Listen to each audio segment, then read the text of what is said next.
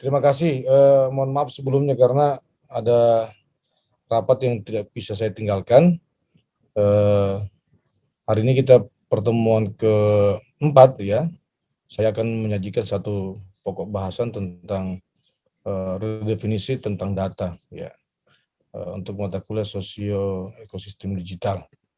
Nah, ini ada beberapa capaian pembelajaran yang akan diajarkan oleh mahasiswa dan mudah-mudahan ini bisa tercapai dan teman-teman bisa memahami tentang perkembangan pemenuhan kebutuhan data dalam era digital. Kemudian yang kedua, mahasiswa memahami implikasi data tepat dan teliti untuk ekosistem digital dalam pembangunan. Serta yang ketiga, mahasiswa mampu menjelaskan transformasi menuju data digital. Nah, dari capaian pembelajaran ini ada setidaknya 3 subpokok bahasan yang kita akan diskusikan. Yang pertama adalah terkait dengan data dalam era digital, kemudian implikasi data tepat dan teliti untuk sosio ekosistem digital dalam pembangunan, dan yang ketiga transformasi menuju masyarakat digital atau cerdas atau smart ya. Biasanya kita mengenal smart city, kemudian smart rural dan sebagainya. Baik, ini pokok bahasan pertama. Kalau ada teman-teman nanti yang akan memberikan argumentasinya atau kemudian memberikan masukan, silahkan interupsi atau kemudian disela untuk bertanya. Baik, ini pokok bahasan pertama. Jadi ini perspektif ekosistem digital. Saya kira ini sudah dijelaskan oleh Pak Lala di pertemuan pertama. Saya juga mencoba untuk menghubungkan atau melihat apa uraian-uraian sebelumnya. Kalau kita bicara masalah sosio ekosistem digital, maka kita perlu berangkat dari terminologi sosio itu sendiri, kemudian juga ekosistem digital.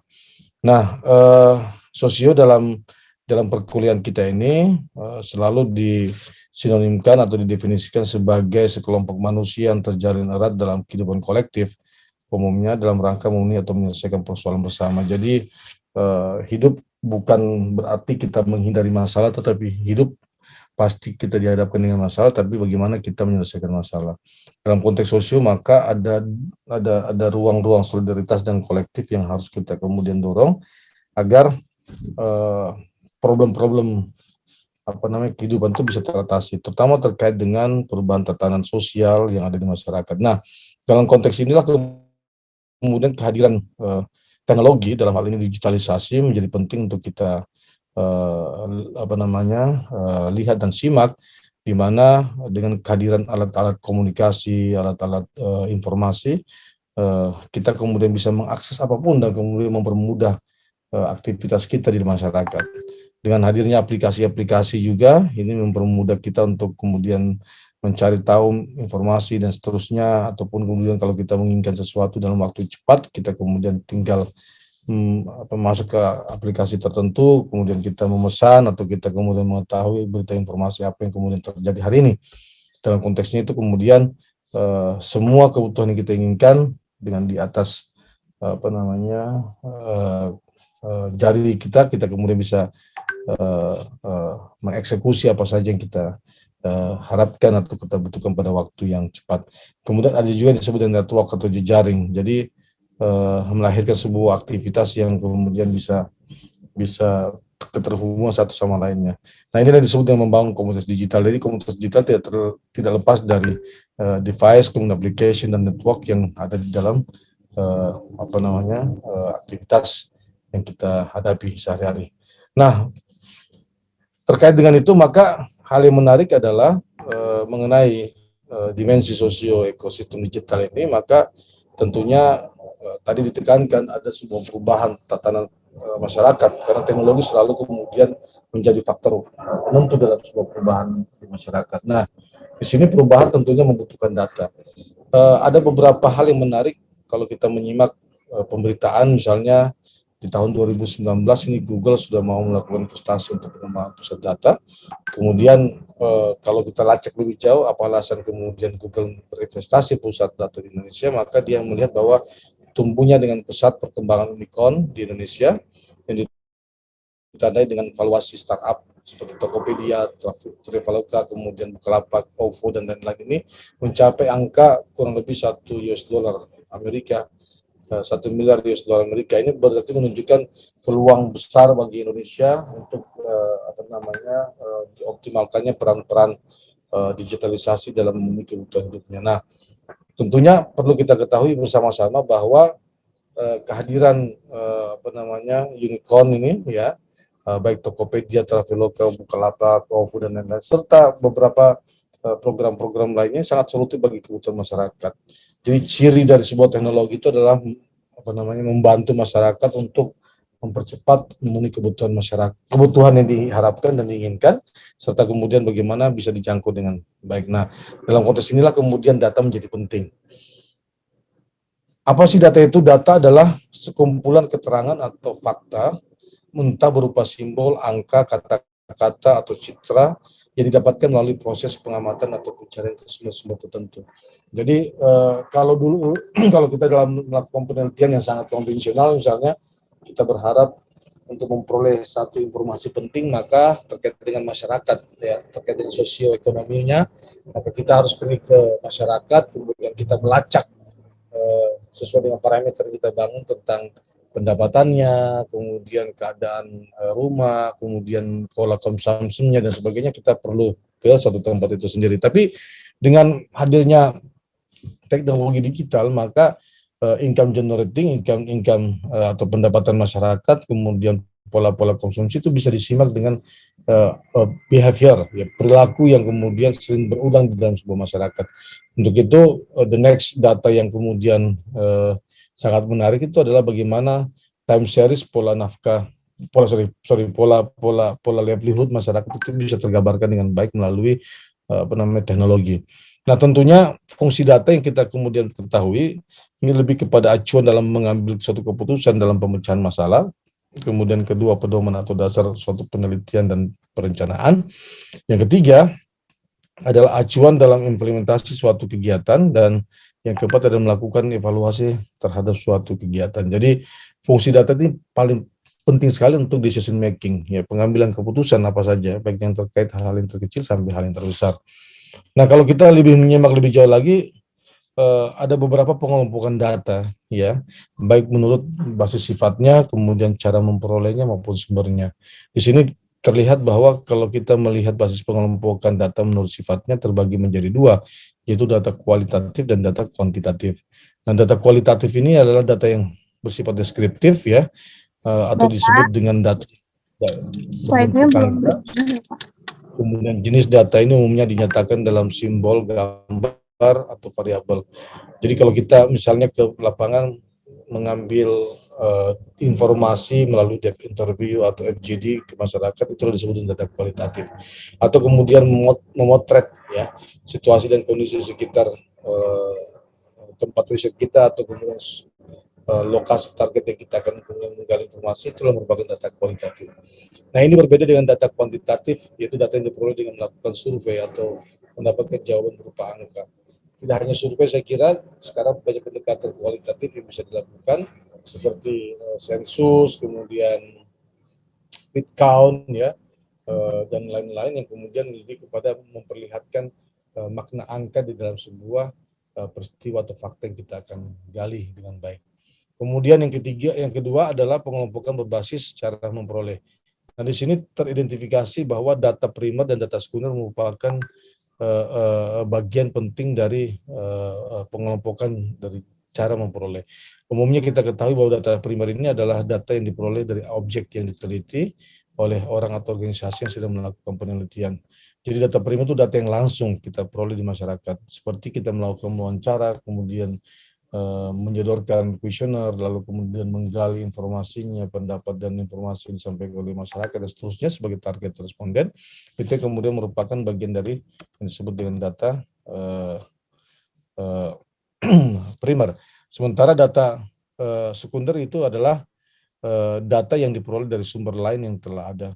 Data sekunder ini bisa berupa data laporan penelitian, bisa berupa data catatan sejarah yang kemudian dimiliki di sebuah desa, atau kemudian bisa juga dalam bentuk dokumen-dokumen yang kita anggap sudah ada dan merupakan bagian penting untuk mensupport hasil penelitian kita atau penelitian yang kita lakukan. Nah, inilah kemudian cara memperoleh data. Jadi kita bisa kemudian menggunakan data sekunder untuk membangun asumsi-asumsi atau relasi fakta yang ditemukan di lapangan dan seterusnya.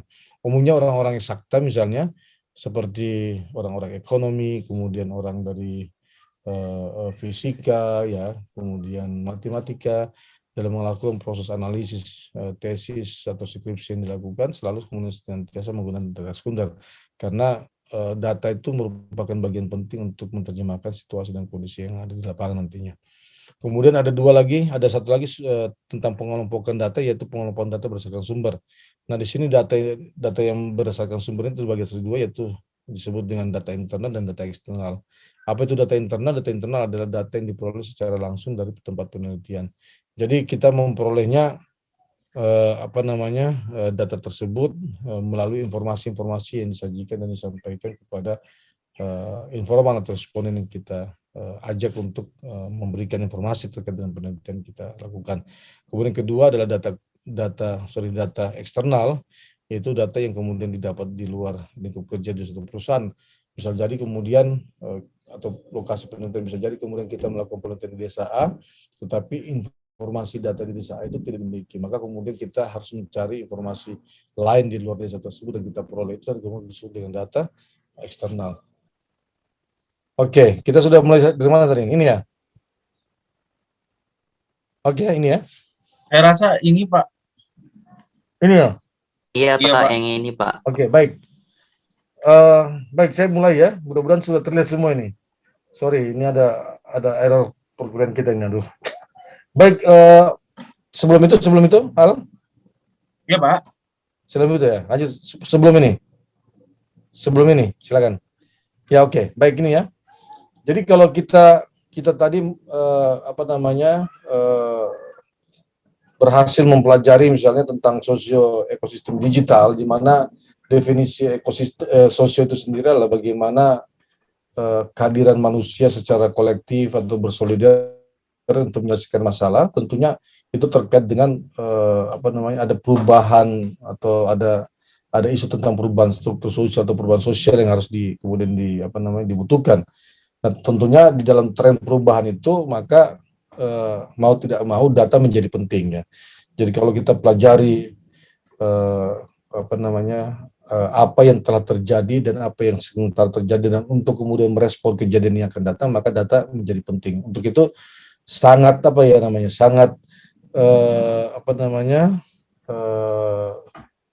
wajar kemudian kalau kita mendengarkan dari para ekonomi selalu melakukan istilah forecasting ya. Forecasting atau peramalan tentang kondisi ekonomi dia akan datang, atau orang-orang sosial kemudian mendebat tentang kejadian perubahan itu orientasi ke 10-20 tahun kedatangan itu seperti ini. Nah, semua itu harus beranjak dari data. Nah, sehingga wajar saja kemudian kalau kita lihat ya, Google hari ini ya, itu betul-betul serius untuk melakukan investasi pengembangan pusat data. Bahkan dia mengeluarkan kurang lebih 3,3 miliar euro ya untuk bagaimana membangun pusat data di Indonesia. Kalau kita lacak lagi ya pemberitaannya, alasan Google kemudian ingin berinvestasi data di Indonesia itu karena Indonesia itu dilihat sebagai pusat perkembangan unicorn ya, di mana ditandai dengan valuasi startup-nya itu betul-betul berkembang ya, ibarat virus ya yang kemudian hadir di mana-mana ya. Yang ini kita bisa lihat dengan kehadiran Tokopedia, Traveloka, Bukalapak, OVO dan lain-lain yang valuasinya itu sudah mencapai angka 1 miliar US dollar Amerika. Artinya kita bisa kemudian mendebat bahwa kepentingan Google itu adalah lebih kepada kepentingan bisnis yang kemudian ingin dia rebut ya, dan tentunya bisnis ini saya terkait dengan kehadiran atau kebutuhan masyarakat Indonesia. Nah, perlu kita ketahui juga bahwa teknologi sifatnya itu kan lebih kepada memberikan solutif kepada masyarakat, dan solutifnya itu sesuai dengan kebutuhan yang dikehendaki oleh masyarakat. Nah, dalam konteks inilah data menjadi penting kita pelajari. Tetapi apa data itu? Nah, itu menjadi penting. Apa data itu? Apa perbedaan data yang kemudian data yang kita pelajari selama ini dan data digital misalnya dalam sosio ekosistem sosio ekosistem digital itu sendiri. Lanjut, Mas Al. Baik, ini definisi data. Jadi definisi data secara konvensional itu adalah sekumpulan keterangan atau fakta yang mentah yang berupa simbol, angka, kata-kata atau citra yang didapatkan melalui proses pengamatan atau pencarian ke sumber-sumber tertentu. Jadi data tidak hanya angka, ya, tapi juga simbol. Misalnya simbol, kalau kita ke desa kemudian menemukan prasasti yang kemudian menjadi cerita ya dari masyarakat, itu adalah data. Atau kemudian kita mewawancarai masyarakat, lalu dia berkata-kata, ya, dari kata-kata tersebut ada ada kalimat yang kemudian tersusun lalu memberikan makna dari kalimat tersebut, itu adalah data. Atau kemudian kita melihat citra atau foto yang diberikan oleh masyarakat, itu adalah data. Jadi semua itu adalah data. Ya. Nah, dalam era 4.0 data itu kemudian didigitalisasi, ya. Digitalisasi yang kemudian mungkin pendekatannya tidak kemudian seperti sekarang, ya. Kita harus ke desa, ya, harus bertemu dengan informan kita, responden kita untuk memperoleh data tersebut. Tapi dengan era digital, tanpa ke informan dan tanpa ke responden, kita sudah bisa memperoleh data itu sendiri. Nah, tentunya fungsi data ini adalah sebagai acuan untuk mengambil suatu keputusan dalam pemecahan masalah. Ya, artinya kalau kita tidak menyelesaikan satu masalah berbasis data, maka kadang-kadang tidak presisi, ya, pengambilan keputusan kita, atau kemudian tidak presisi dalam kita menyelesaikan sebuah persoalan-persoalan yang di masyarakat. Kemudian pedoman atau dasar suatu penelitian dan perencanaan. Teman-teman sekalian, perlu kemudian kita lihat bahwa banyak perencanaan dan pembangunan yang kemudian tidak berhasil karena persoalan datanya tidak tuntas, atau persoalan datanya kemudian tidak presisi. Nah, situasi ini bisa kita lihat kemudian ketika bansos misalnya yang kemarin diberikan kepada masyarakat dengan data yang dilahirkan oleh pemerintah dan data yang dilahirkan oleh masyarakat dan desa itu sangat jauh berbeda. Akibatnya kemudian terjadi konflik interest, ya, yang terjadi di pusat maupun di masyarakat, di level desa kita. Di pusat konflik interest itu kemudian membuahkan hasil corruption yang berakibat kepada Menteri Sosial ini terjerat atau ter-OTT oleh KPK. Di masyarakatnya juga bahwa kemudian bansos tidak tepat sasaran. Hasil deteksi kami ketika menggunakan data desa presisi, kurang lebih 33% data tidak tepat, data bansos itu tidak tepat sasaran, dan 16% dianggap fiktif. Nah, ini perlu di-clearkan saya kira, sehingga ketika kemudian kita melakukan sebuah perencanaan program yang tepat sasaran, maka pedoman datanya menjadi penting. Acuan dalam implementasi suatu kegiatan juga menjadi penting. Kita melakukan apa di suatu wilayah tempat sangat tergantung dari ketersediaan data yang kita miliki. Kemudian keempat, melakukan evaluasi terhadap suatu kegiatan. Evaluasi yang kemudian perlu terlihat itu apakah peningkatan income generating-nya naik di sebuah masyarakat sangat tergantung dari data yang kita lihat. Nah, semua ini sangat penting saya kira ketika kita bicara mengenai kehadiran data.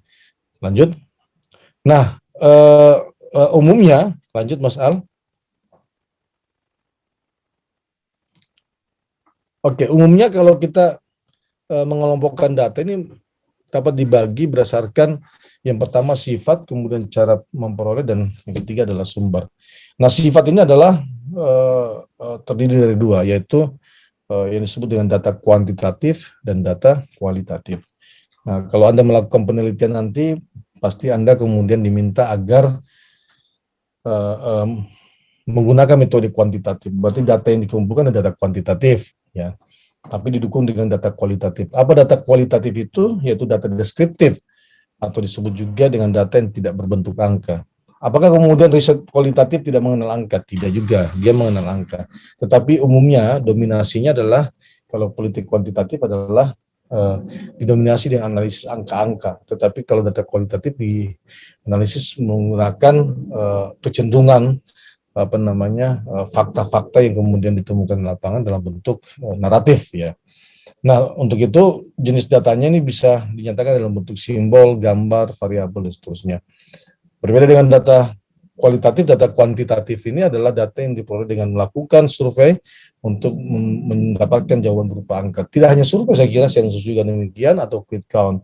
Jadi kalau kita lihat dalam pemilihan pilkada misalnya, atau pilgub ya, pilbub dan pilrek ya, pilpres ya, pilpres dan pileg ya, selalu kemudian kita melihat kecenderungan presentasi ya kemenangan suatu paslon di dalam melakukan pesta demokrasi. Nah, itu adalah angka-angka yang kemudian disebut dengan angka-angka data kuantitatif. Ya. Tetapi kalau narasi kemudian mengapa terjadi uh, uh, penggelembungan suara atau dan sebagainya yang kemudian berdampak terhadap konflik di antara warga dan tokoh-tokoh elit, ya itu karena temuan-temuannya bersifat deskriptif yang kemudian kita sebut dengan data kualitatif. Yang kedua, pengelompokan kedua yaitu cara memperoleh. Nah, cara memperoleh ini dibagi menjadi dua, yaitu data primer dan data sekunder. Apa itu data primer? Data yang diperoleh dan objek yang diteliti oleh orang atau organisasi yang sedang melakukan penelitian.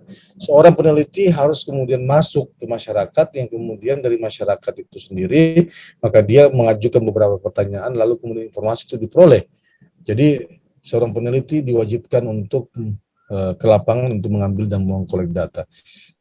Berbeda halnya dengan kemudian data sekunder, ini data yang sudah tersedia sebenarnya, ada tetapi tidak perlu dengan mengakses lokasi penelitian atau tempat peneliti kita lakukan, ya penelitian dengan peneliti yang kita gali informasinya itu tidak mensyaratkan kita harus ke lokasi penelitian. Hal ini bisa dilakukan oleh teman-teman di ekonomi yang coba memberikan gambaran forecasting tentang situasi dan kondisi, maka dia butuh data series. Nah, ketika data series itu dibutuhkan, maka dia serta-merta menggunakan data sekunder. Nah, untuk itulah kemudian pembagian cara memperoleh data ini bisa dikategorikan menjadi dua, yaitu data primer dan data sekunder. Yang ketiga, pengelompokan data itu disebut dengan berbasis sumber. Dari mana sumber data itu diperoleh? Nah, sumber data itu diperoleh menjadi dua, itu data internal dan data eksternal. Data internal itu adalah data yang diperoleh secara langsung dari tempat penelitian. Kemudian data eksternal itu adalah data yang diperoleh di luar lingkup kerja atau lingkup penelitian yang kita lakukan. Contoh kasus misalnya data eksternal ini adalah Anda kemudian meneliti di sebuah desa A misalnya. Tetapi data di desa A itu kemudian Anda harus verifikasi di desa B atau desa C. Maka desa B, desa C, ketika Anda memperoleh informasi tentang desa A, maka itulah disebut dengan data eksternal. Data yang tidak ada di tempat itu, tetapi ada di tempat lain, namun sangat terkait dengan isu yang diperoleh selama penelitian di desa A itu sendiri. Nah, jadi kalau Anda ditanya bagaimana pengelompokan data, itu tergantung basis pengelompokannya, yaitu berdasarkan sifat, cara memperoleh, dan sumber. Lanjut. Nah, tentunya dalam tren perkembangannya kemudian terjadi evolusi pengelolaan basis data ya. Jadi apa yang kita miliki tadi berdasarkan sumber itu dikelola data tersebut untuk mendapatkan kecenderungan makna dari data yang kita peroleh. Nah, di sini dibagi ya, terjadi proses evolusi model pengelolaan basis data, yaitu yang pertama model flat file ya, di mana data diorganisir ke dalam teks file yang panjang. Misalnya kita masuk ke Excel, kemudian kita catat semua data yang ada ya, sampai kemudian berbaris-baris, berkolom-kolom ya, maka itu yang disebut dengan model flat file ya. Ada juga kemudian disebut model hierarki, yaitu data diorganisir melalui identifikasi pohon masalah dan keterhubungan antar variabel. Seperti yang di gambar kedua, dia terevolusi dalam perkembangan, kemudian data flat file ini kemudian tergantikan data hierarki. Jadi data hierarki ini ibaratnya kemudian kita memiliki data yang terdiri dari ayah dan ibu, kemudian anak kemudian punya perkawanan punya pertemanan dan lain sebagainya. Ketika kita rujuk sebuah masalah, maka kita menemukan bahwa akar masalahnya di mana. Jadi dia dalam bentuk analisis model hierarki. Ada juga kemudian model network, di mana data diorganisir melalui identifikasi jaringan dan keterhubungan variabel yang kompleks. Artinya sumber masalah yang kita temukan itu tidak hanya tertumpu pada satu pihak atau dalam hierarki tertentu, tetapi bisa jadi terjadi di hierarki yang ada di dalam sumber data itu sendiri.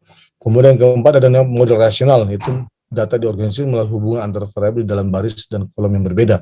Kalau kita kemudian melihat tadi model flat file ya, maka model flat file ini kan menyajikan beberapa informasi data yang tidak keterhubungan satu sama lain di antara baris dan kolom, tetapi model relasional ini adalah kita memperlihatkan bahwa di setiap informasi yang kita miliki, maka ini bisa diterjemahkan secara panjang ya, secara berurutan, karena informasi yang kita punya itu adalah merupakan informasi yang saling terkait di antara satu dengan yang lainnya. Lanjut. Nah, lalu pertanyaannya bagaimana data dalam era digital?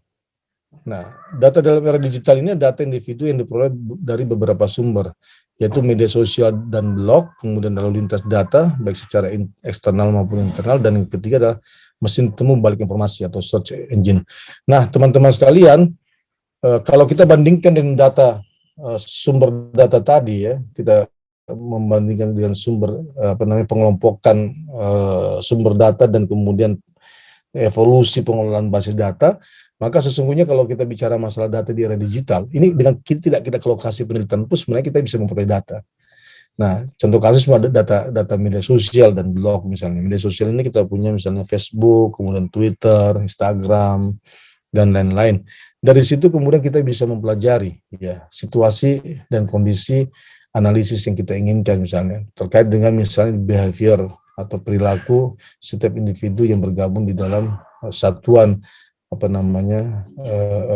isu atau satuan lokasi yang bisa diterjemahkan bahwa perilaku itu bisa berbentuk acak, kemudian terpol dan seterusnya tergantung dari data yang disampaikan. Nah, hebatnya sebenarnya dalam era digital ini ya, orang kenapa bisa kemudian ingin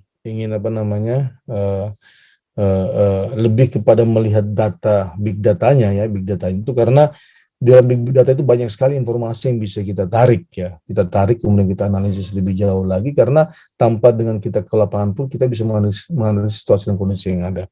Nah, juga berbeda dengan data sebelumnya. Kalau kemudian data sebelumnya tadi terkait dengan misalnya hierarki data, kemudian ada juga model tentang network ya. Selalu kemudian data itu disandingkan berdasarkan unit terpilih misalnya. Unit terpilih maksud saya bisa bersifat keluarga, masyarakat, atau komunitas ataupun individu. Tetapi berbeda dengan data individu, berbeda dengan data digital. Data digital selalu kemudian mengkontekstualisasikan berbasis individu, karena setiap individu akan memberikan hasil atau menginput sebuah informasi yang kita butuhkan atau yang diminta oleh pengumpul data. Dan pengumpul data itu biasanya adalah mereka yang masuk dalam startup, kemudian perusahaan-perusahaan yang bergerak dalam informasi-informasi yang dibutuhkan tidak kemudian secara langsung, namun secara tidak langsung. Nah, dalam konteks inilah kemudian disebut big data. Jadi kalau dalam era digital ini disebut dengan big data.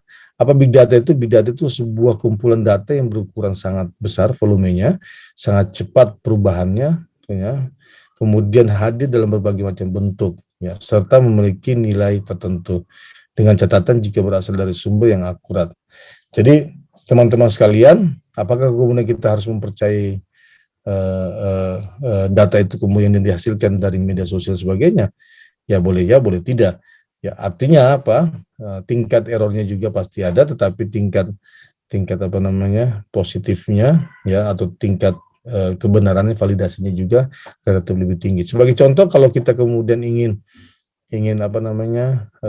ikut serta di dalam pasar marketing ya, digital market misalnya, atau pasar digital, maka kita kemudian harus mengisi beberapa informasi-informasi yang dibutuhkan oleh unicorn tersebut, seperti Tokopedia misalnya.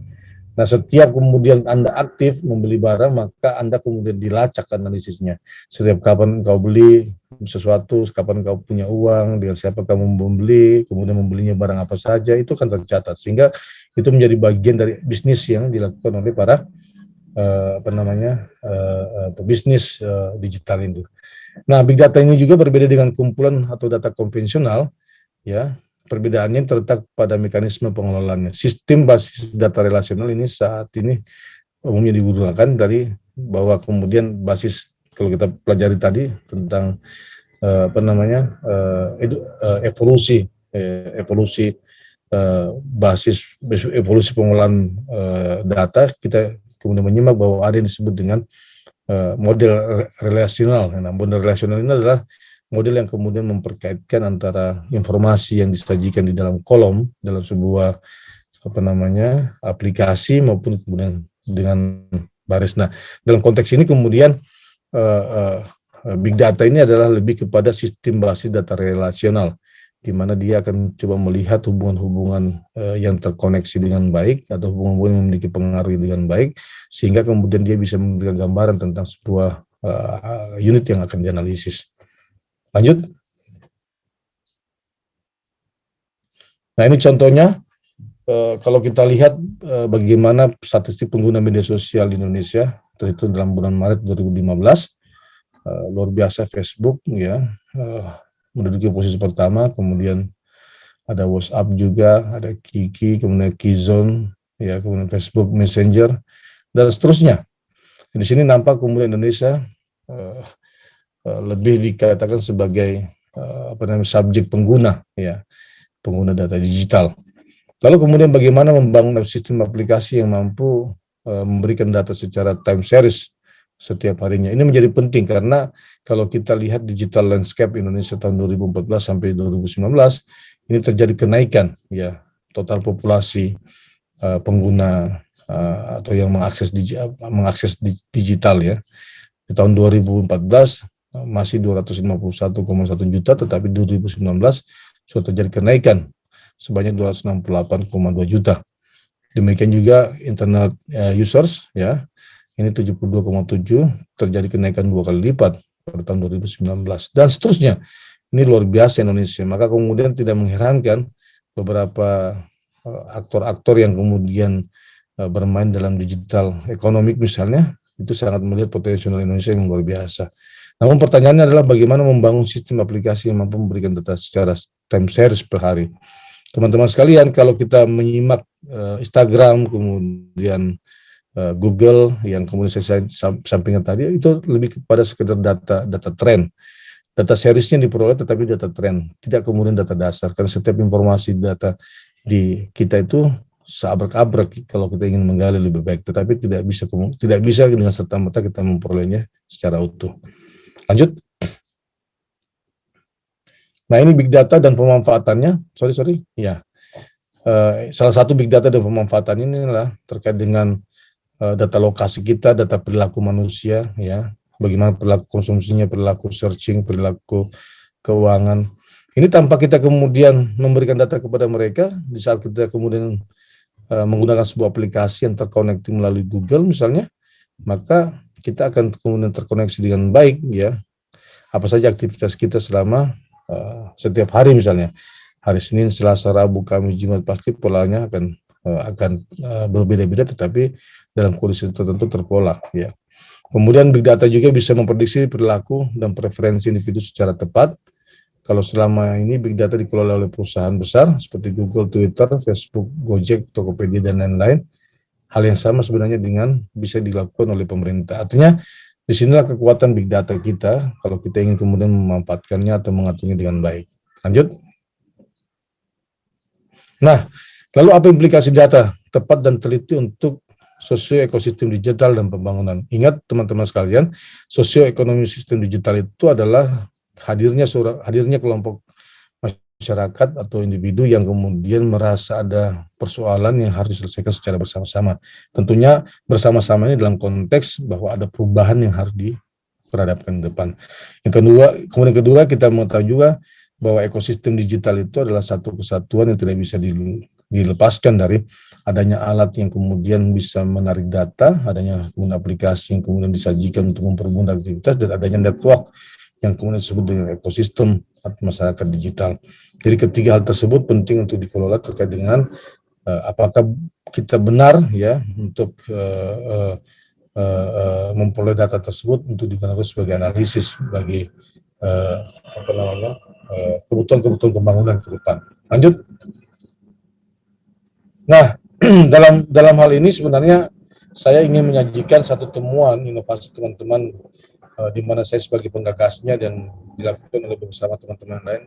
Bagi teman-teman yang pernah mengikuti seminar tentang data desa presisi atau di mata kuliah beberapa mata kuliah saya sudah sajikan ini, bahwa kita mengalami sebuah problematik ya tentang data ya di Indonesia, di mana kemudian data sesungguhnya itu penting bagi pencapaian tujuan pembangunan.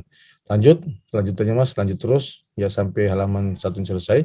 Nah, kita bisa melihat bahwa tujuan pembangunan ini kan ketika kita berbangsa dan bernegara adalah mensejahterakan masyarakat dan mencerdaskan kehidupan bangsa, dan ini tertera dalam Undang-Undang Dasar Negara Republik Indonesia pasal 28.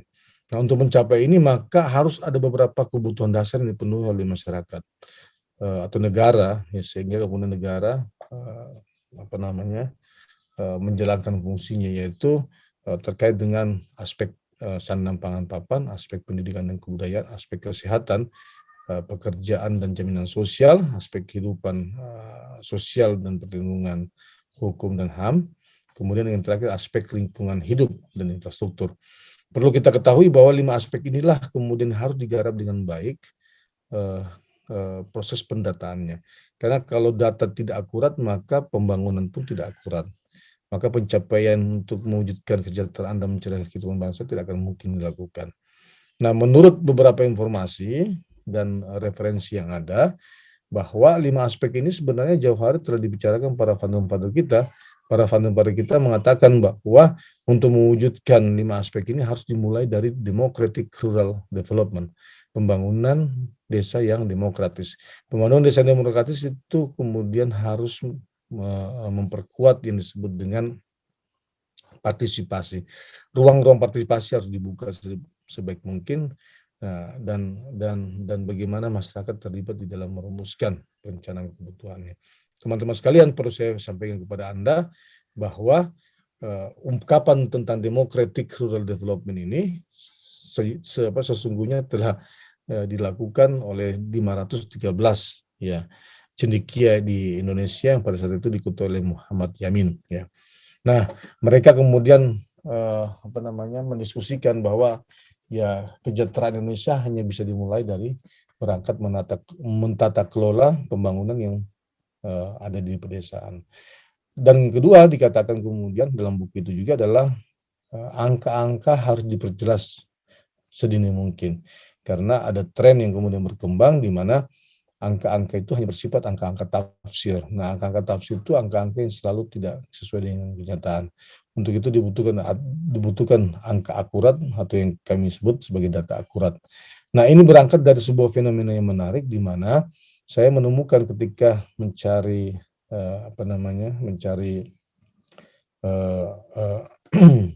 kesesuaian atau kemudian tingkat error di dalam sebuah data yang dihasilkan oleh pemerintah. Saya menemukan dari sebuah penelitian saya sendiri, yaitu ada error data sebanyak 47,13%.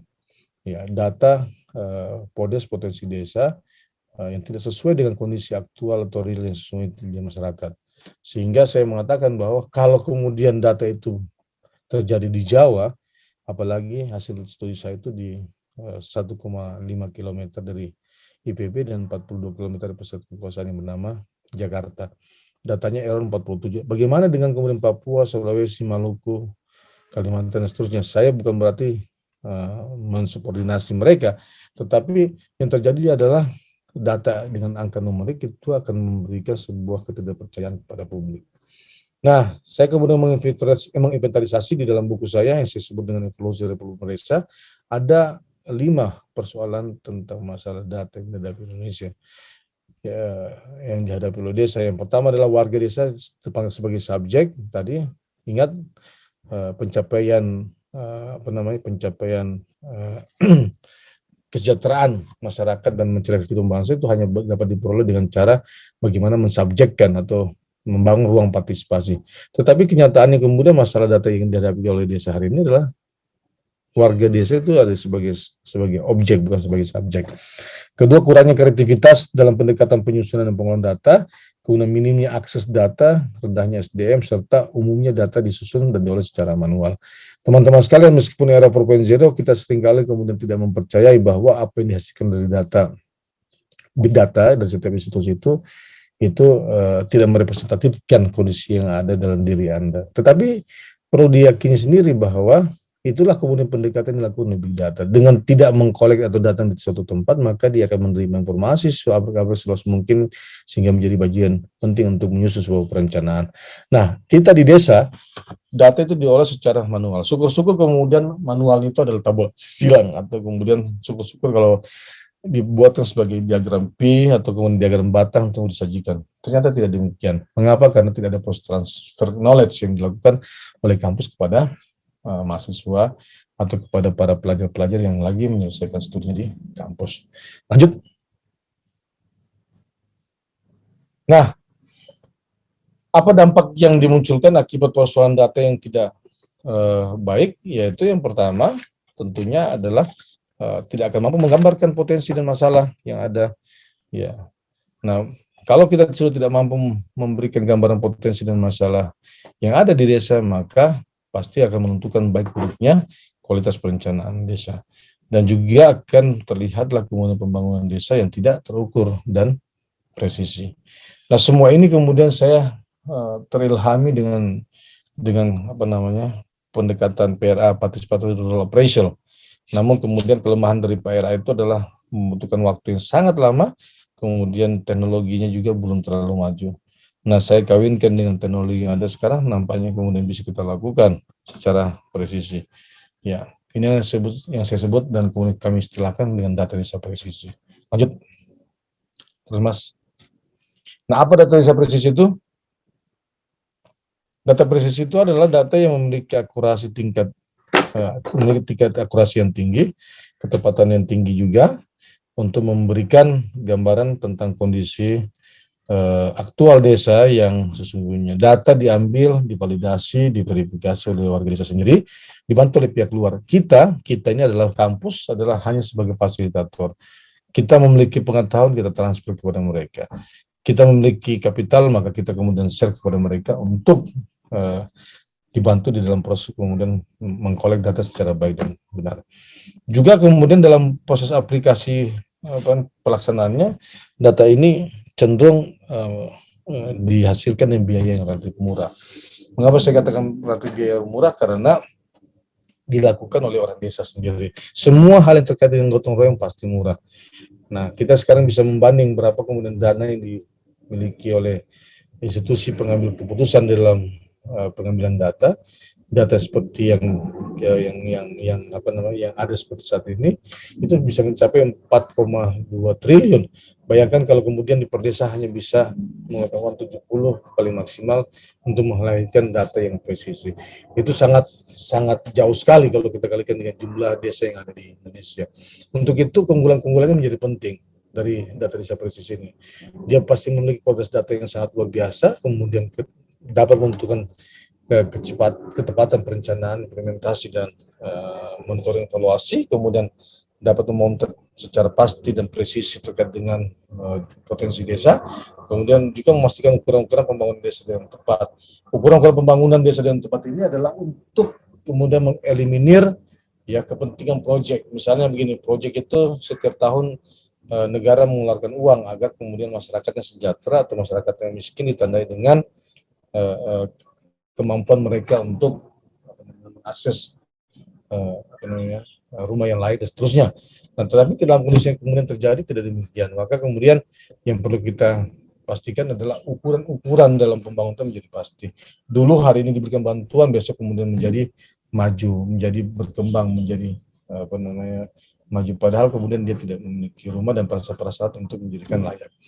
Kemudian yang terakhir adalah warga desa sebagai subjek dalam penyusunan dan pengalaman. Kalau sebagai subjek, maka taruhannya adalah kita harus kemudian tepat mengambil data atau kemudian kita bermain-main dalam mengambil data. Alhamdulillah dalam proses perjalanannya para pegiat-pegiat desa, terutama pemuda-pemuda desa, bisa kemudian melakukan waktunya untuk membantu desa untuk mendapatkan data.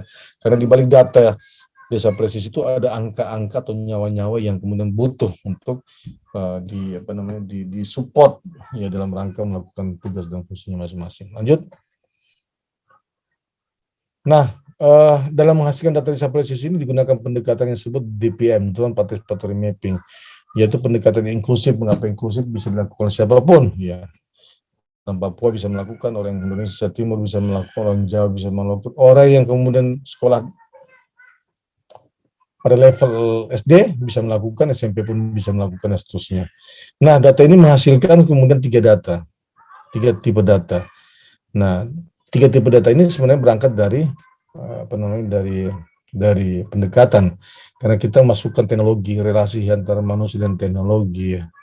Nah, di sini teknologi yang kemudian kita dorong ya teknologi drone, aplikasi digital untuk sensus, dan tentunya teknologi kita dari sosial itu teknologi partisipasi. Nah, tiga data yang dihasilkan yaitu data citra, ya, data citra adalah landscape desa akan tergambar dengan baik, ya, kemudian ada data numerik, ya, dengan menggunakan berdesa aplikasi, dan yang ketiga adalah data kualitatif atau deskripsi dengan menggunakan berdesa aplikasi. Lanjut.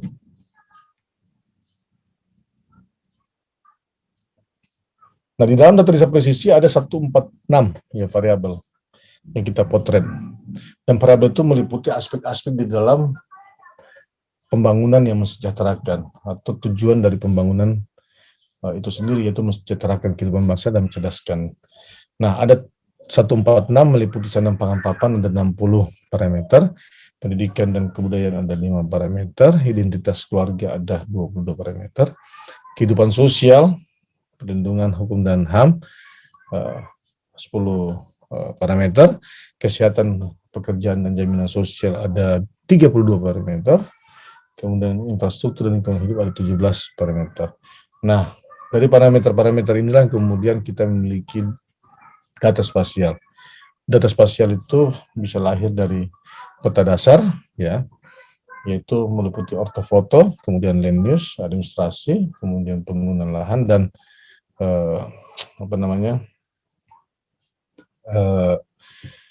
infrastruktur, ya. Kemudian peta tematik disesuaikan. Lanjut, Mas. Lanjut. Ya, itu peta tematik dapat disesuaikan dengan kepentingan desa, baik demografi, kependudukan, infrastruktur, dan sosial serta sarana prasarana lainnya. Nah, ini cara kerja yang dilakukan oleh pendekatan DPM dan participatory mapping, yaitu yang pertama menerbangkan drone, kemudian drone akan membaca landscape permukaan desa.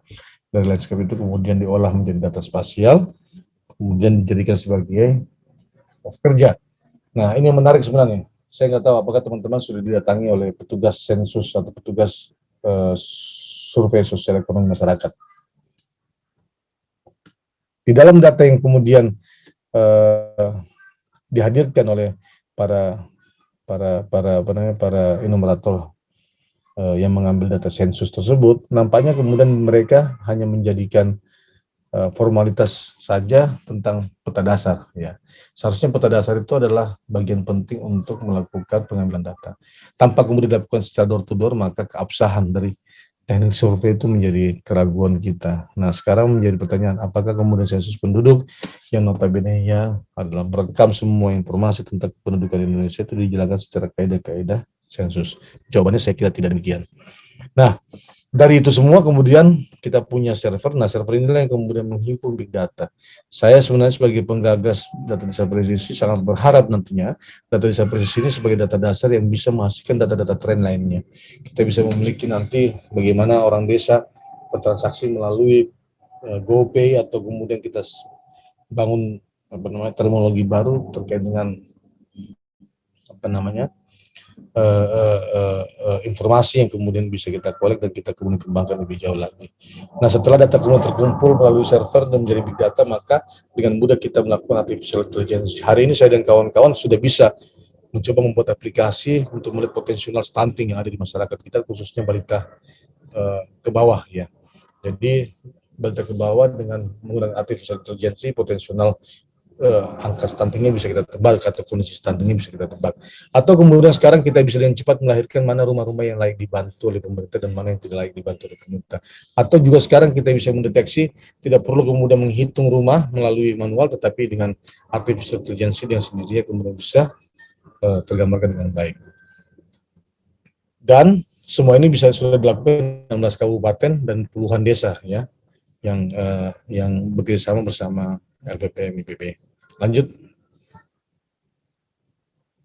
Nah, ini contohnya peta ortofoto penampakan landscape di Desa Cilongok, Banyumas, ya, dengan resolusi yang sangat tinggi, yaitu 5 cm. Lanjut. Kita memperoleh bagaimana aktivitas masyarakat berbasis land use atau penggunaan lahan.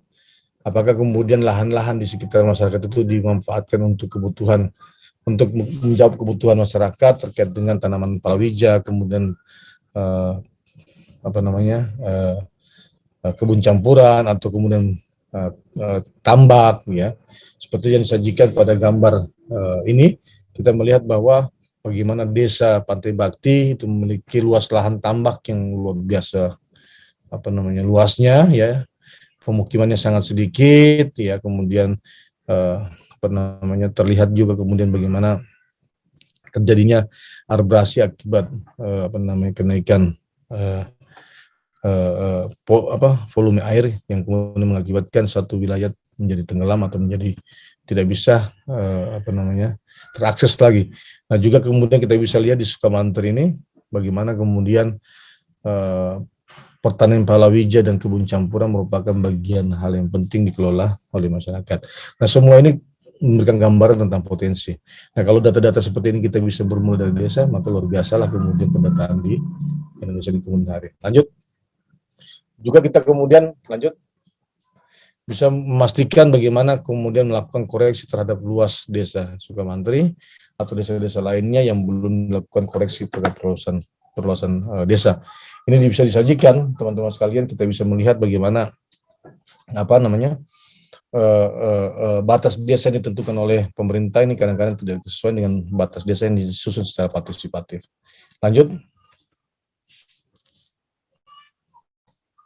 Juga kita bisa melihat kondisi land use per RW, ya, berapa luas lahan kebun campuran di RW 1, RW 2, RW 3 dan seterusnya. Kemudian tanaman hortikultur ditanam di mana saja. Kemudian bagaimana kondisi saluran irigasi, kemudian persawahan yang ada, kemudian di mana saja pemakaman warga itu berada, kemudian bagaimana kondisi tanaman palawija, bagaimana kemudian hutannya, ya, dan seterusnya. Jadi data ini bisa kemudian menyajikan banyak hal, ya, banyak hal. Nah, sehingga kita mampu kemudian memprediksi pembangunan dengan pola sosio-ekosistem digital.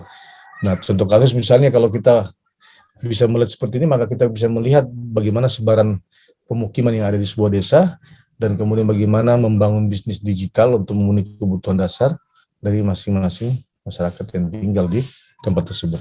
Lanjut.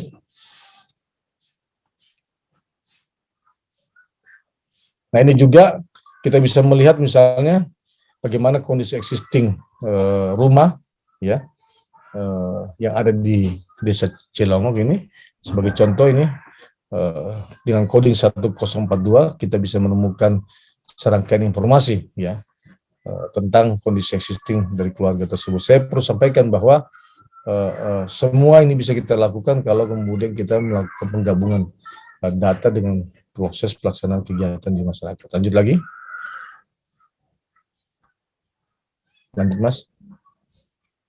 Nah, juga kita bisa memastikan bagaimana situasi bonus demografi misalnya yang terjadi di masyarakat seperti ini, ya, di RW di dusun 1, dusun 2 di daerah Sebandang Taput, kita bisa melihat dusun 1 ternyata memiliki kepadatan penduduk sekian, kemudian memiliki luas lahan sekian, kemudian jumlah penduduk sekian, dan bagaimana kita menginventarisasi tingkat kepadatan penduduknya.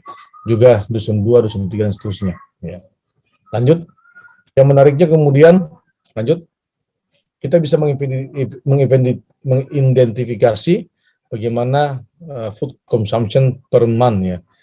Di sini terlihat bahwa rata-rata pengeluaran per bulan dari kebutuhan dasar seperti makanan pokok, lauk pauk hewani, lauk Pauli Batu dan seterusnya di Desa Cilongok itulah sebanyak 3,9 miliar per bulan. Ini kan potensial pasar yang luar biasa. Di sinilah kemudian pentingnya bagaimana membuat sosio ekosistem digital itu menjadi atau mendapatkan tempat. Nah, di sini saya bisa menginventaris pengeluaran yang terbanyak dari konsumsi pangan ya per bulannya itu adalah yang pertama adalah rokok ya, itu 693 juta per bulan. Yang kedua adalah cabai 529 karena terjadi inflasi mungkin kenaikan harga cabai. Kemudian yang ketiga itu adalah beras, yang keempat adalah bawang putih, dan yang kelima adalah telur ayam. Artinya dengan potensi memberikan gambar ini maka kita akan bisa menebak dengan baik apa saja kemudian bisnis pangan yang bisa dikelola secara sosio ekosistem digital itu sendiri. Lanjut. Juga kita bisa mengidentifikasi bagaimana rumah tidak layak huni, dari setiap rumah tidak layak huni di desa Sibandang, Tapanuli Utara, ya, ini bisa kita lihat. Coba lanjut lagi Mas, lanjut lagi. Contoh kasus seperti ini, kita bisa melihat ini kondisi-kondisi rumah tidak layak huni yang bisa mendapat bantuan pembangunan dari pemerintah. Kita bisa mengetahui berapa jumlah berapa kakak ya, dan berapa kamar yang ada di setiap rumah tersebut untuk diinventarisasi kelayakan. Lanjut.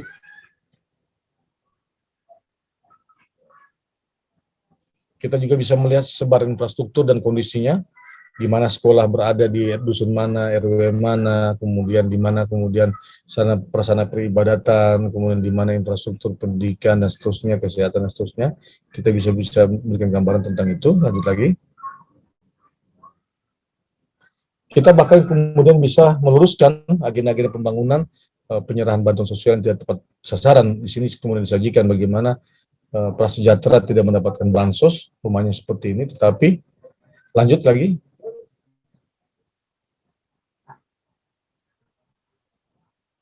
Ya, lanjut. Ya, ini rumah. Entar, stop dulu. Kembali ya. Ini rumah yang mendapatkan bansos dalam kondisi sejahtera keempat, artinya situasi kemudian penyerahan bantuan sosial itu tidak tepat sasaran. Lanjut lagi.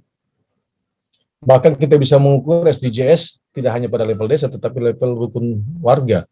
Karena kita memiliki data, ini adalah salah satu jurnal yang sudah saya accept ke Sodality, bagaimana mengukur pencapaian tujuan pembangunan berkelanjutan di pedesaan dengan kurang lebih 17 indikator yang ditetapkan oleh PBB. Lanjut lagi. Nah, ini penelitian mahasiswa S2 saya dari Landscape yang menggunakan pendekatan participatory mapping, menghitung cadangan karbon dan keanekaragaman hayati di salah satu desa, dan ini merupakan bagian penting juga untuk mendorong pendapatan asli desa melalui carbon trade, ya, perdagangan karbon. Lanjut. Nah, bagaimana transformasi menuju masyarakat digital? Lanjut. Tentunya kalau kita belajar, ya, seperti yang disampaikan oleh Pak Lala di pertemuan pertama, kita telah mengalami sebuah proses evolusi masyarakat, ya, dari komunitas pemburu dan pramu ke komunitas agraria, kemudian era revolusi industri, masyarakat industri, masyarakat informasi, sampai ke masyarakat cerdas 5.0. Dan semua dari proses peralihan ini ditandai dengan adanya krisis, ya. Di sini kita bisa melihat tapak-tapak krisis yang terjadi. Ya, sekarang juga terjadi krisis pandemi COVID yang kemudian memberikan ruang bahwa digitalisasi menjadi penting. Nah, tetapi perlu kemudian ditekankan di sini bahwa digitalisasi itu dalam rangka untuk mendorong keberlanjutan, ya. Sebuah tantangan peradaban ke depan, di mana kemudian industri ekologi semakin berkembang, mikrobiologi juga semakin tumbuh, energi baru terbarukan menjadi hal yang perlu kita dorong, nanoteknologi hijau menjadi berkembang. Nah, dalam konteks inilah kemudian butuh masyarakat cerdas dan kreatif yang kemudian bisa memanfaatkan dengan kehadiran teknologi digital menjadi penting. Lanjut. Dalam kenyataannya, lanjut. Mas Al. Oke, bentar. Ya, kembali. Kembali. Yang ya segitiga. Oke. Nah, dalam kenyataannya, maka untuk menuju ke situ perlu tahapan kan. Nah, apa tahapan yang perlu dilakukan? Pak Lala juga sudah menjelaskan, saya mengulang aja. Ya tentunya kita butuh mempercepat akses agar masyarakat bisa memperoleh dengan mudah eh, menjadi kebiasaan atau culture di dalam memanfaatkan teknologi digital, kemudian juga diperkenalkan bisnis proses digital expertise ya, kemudian terakhir adalah digital product services of economic. Jadi transformasi digital itu juga kemudian melalui beberapa tahapan. Ya tentunya tahapan yang perlu kita lakukan adalah bagaimana membuka akses dengan menggunakan teknologi digital, kemudian melakukan efisiensi proses atau kegiatan, kemudian menarik profit dan benefit untuk ekonomi sosial masyarakat, perubahan sosial ke digital society. Artinya tahapan-tahapan itu kita butuhkan. Nah sehingga langkah yang tepat adalah bagaimana memetakan atau memposisikan sebenarnya kita lagi tahapan di mana. Kalau membaca Indonesia saya kira tahapan Indonesia belum sampai kepada pure bisnis ya, bisnis proses digital experiences ya, karena mengapa kemudian saya anggap bahwa belum semua kemudian orang memanfaatkan itu dengan masif. Nah, maka tahapan pertama kita itu masih dalam mempercepat akses atau non to digital file ya, dalam kerangka untuk menggunakan teknologi. Mungkin kita butuh tahapan-tahapan berikutnya lagi agar kemudian masuk ke dalam kesempurnaan dan transformasi digital. Lanjut. Nah, kemudian apa yang harus kita lakukan? Ya, teman-teman sekalian, ada 5 hal menurut saya yang perlu kita lakukan dalam mendorong bagaimana transportasi digital itu bisa masif dan bisa kemudian berlaku di kita. Yang pertama itu memasifkan aktivitas capacity building tentang socio-ekosistem digital. Mengapa saya katakan memasifkan aktivitas capacity building? Karena sosio-ekosistem digital, mau tidak mau, adalah sesuatu yang kita akan hadapi bersama-sama. Itu sebuah keniscayaan. Bayangkan saja sekarang kita kuliah ya melalui metode daring seperti ini. Bisa jadi ke depan akan terjadi kombinasi. Meskipun kita tetap muka, tapi kombinasi itu terjadi. Saya tidak perlu ke kampus, tapi Anda mengakses, kemudian Anda diberikan tugas melalui